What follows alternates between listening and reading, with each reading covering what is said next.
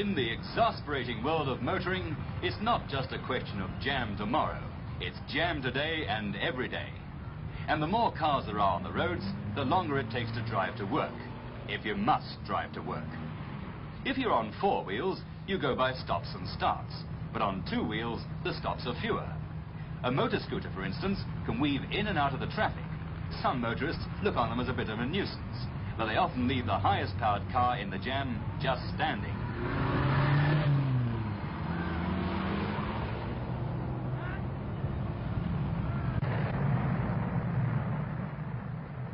And parking a scooter is easier than parking a car. With these advantages, and its relatively low price, an average machine costs about £160, it's not surprising that the scooter population of Britain has in 10 years increased from 4,250 to 470,000. And of course, a scooter can be run on a shoestring. Most scooters will do around 100 miles to a gallon of oil and petrol mixture. The motor scooter was invented in Britain just after the First World War, but the idea didn't catch on. In World War II, a special machine was produced to be dropped with paratroops into enemy-occupied territory.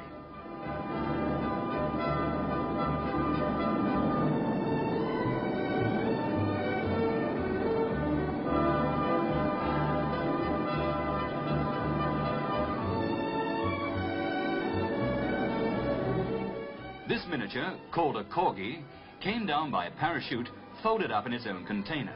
It was easily unfolded and was ready for use in a few seconds.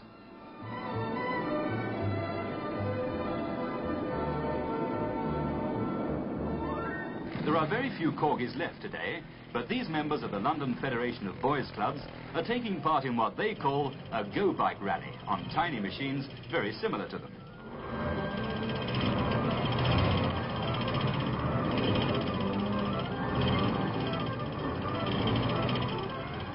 Today's version of the corgi has no gears and is very simple to drive, and it doesn't go very fast. But it's just the thing to put in the boot of the family car if you don't want to drive into a busy shopping centre.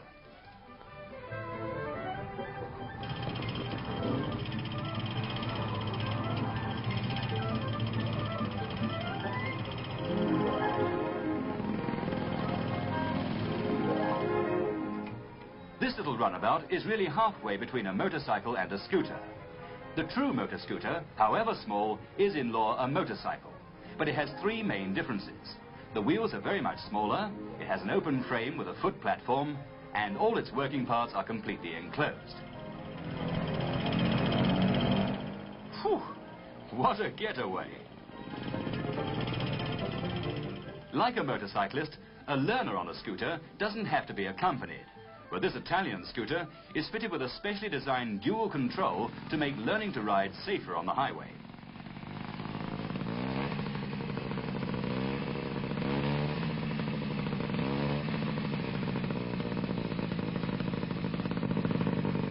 After the Second World War, Italy went into the scooter business in a big way, and they're still the biggest producers in the world.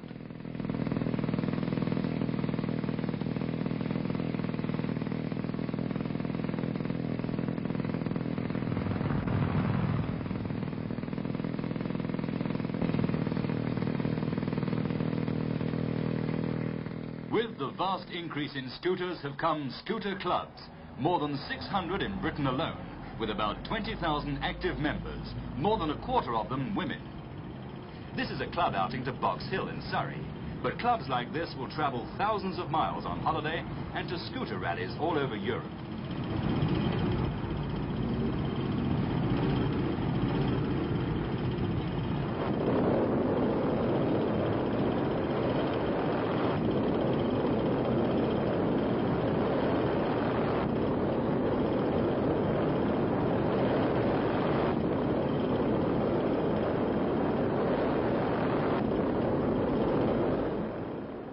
One advantage of getting to the top of any hill is that you can get away from the crowd and the noise.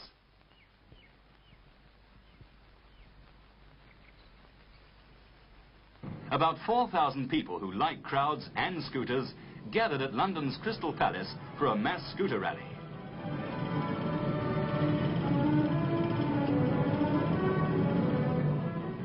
And some drivers gave an exhibition of their skill at getting round obstacles.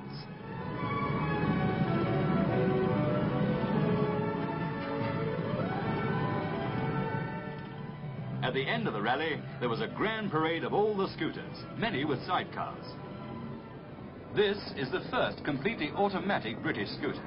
Its gears and clutch are self-operating, and, say the makers, a novice with no previous experience can get on it and drive away. Today, nearly 90,000 new scooters are sold in Britain each year, and more of them are British-made, though the United Kingdom only entered the scooter market seriously about 5 years ago. Top speed of a scooter is about 45 miles an hour, but they vary in size and power, between 50 and 280 cc. About 40% of the scooters in Britain are owned by women.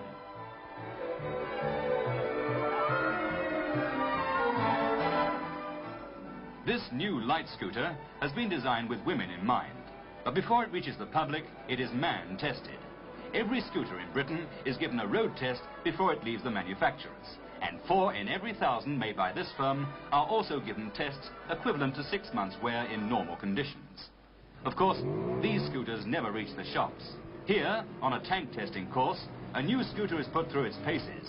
Upper gradient of 1 in 2 over soft, loose ground to test power, road holding, steering and general strength. Rushing downhill and hitting bumps to test the suspension.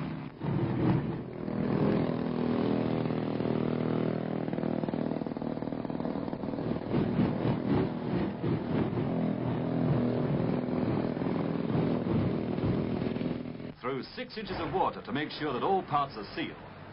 If a scooter survives this sort of thing, it should stand up to Mum popping round to the shops on it, even if she's a heavyweight. After the test, the scooter will be taken to pieces and examined, so that, if necessary, modifications can be made to future models. Today, scootering is another motorized sport that has become international. To this rally at London's Haringey Stadium came visitors from 13 European countries, as well as Africa and the United States, and many took part in the competitions. There are still scooters, of course, without even the tiniest engine, which rely on child power or manpower.